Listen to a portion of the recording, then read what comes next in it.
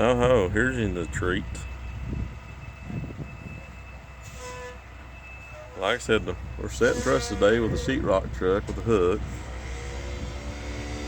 But that's life. Oh, I hear a noise. Y'all gonna enjoy this one.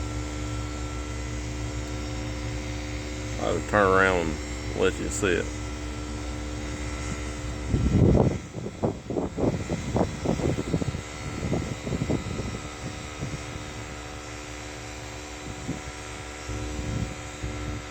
For all you people that work in a building that have a restroom, you know, it makes it nice. But we're required by, state, well, I don't know, state law or whatever, but to have a restroom facility on the job. So we have porta johns. And so y'all in luck. You get to hear, you get to see and hear one being cleaned out. The only bad thing is you don't get to smell it. Because when they start turning that truck up, when they start pumping that, oh my, the smell.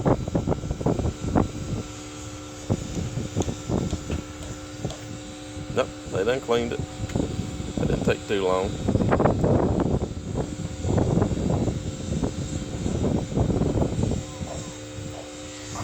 Put the hose back on the truck.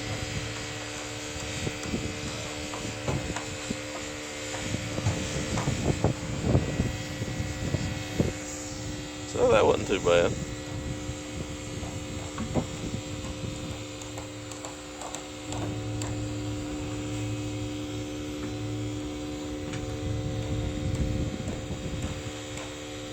Throw the water in, clean it out.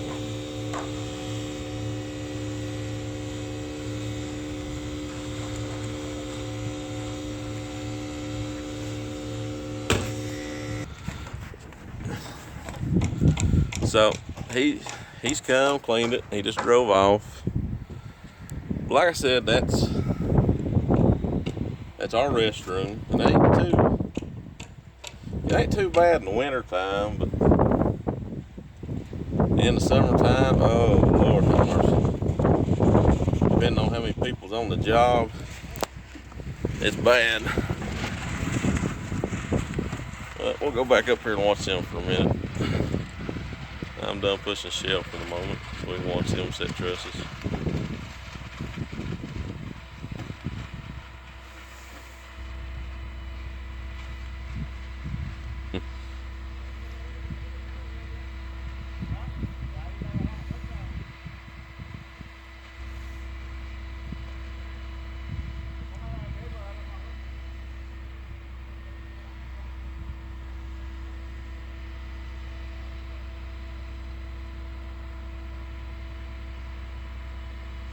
I'll tell you a funny story about Porta Johns. This has been years ago, probably 12, 14, something like that. And we built a house in Flag Pond, Tennessee. If you're right there next to, it's right there next to the North Carolina border. And yeah, it was, I think, an hour and 15 minutes one way from my house. And so if it was like a half-inch of snow at my house, it'd be 3 foot of snow up there. That's how big a difference there is. But we was building a house up there. We drove up there for, I'd say, a year, or almost a year. And they had a porta john up there. And it got so bad they couldn't get up there to clean it. And so they come out and they brought us a whole new porta john because that one had froze solid.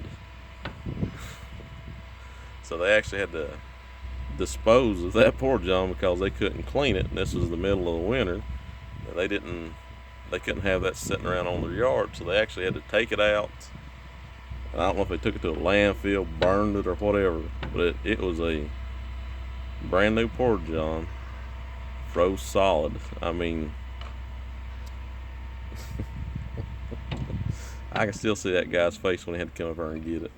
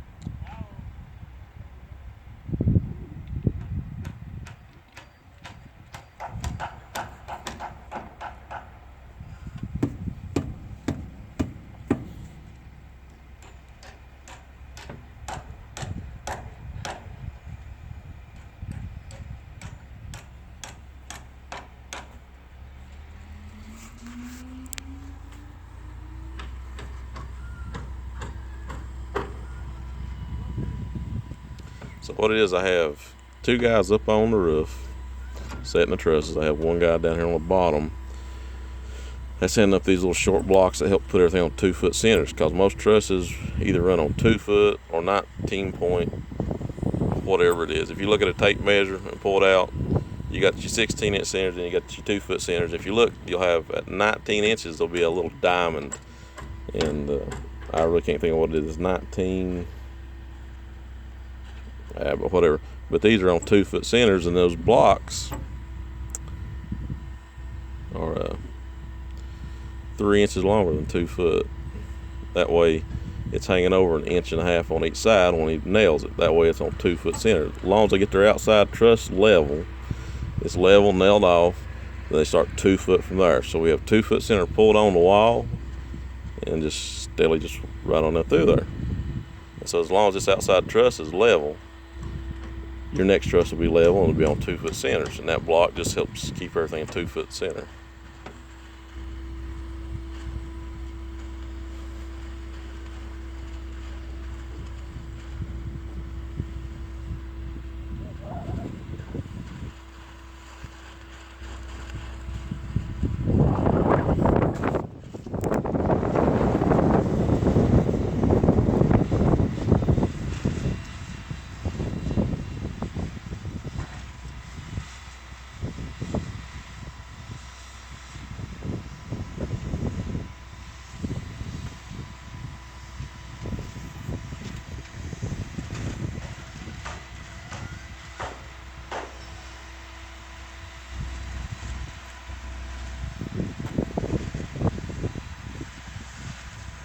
A lot of times, depending on how big the house is, if it's a smaller house, it's just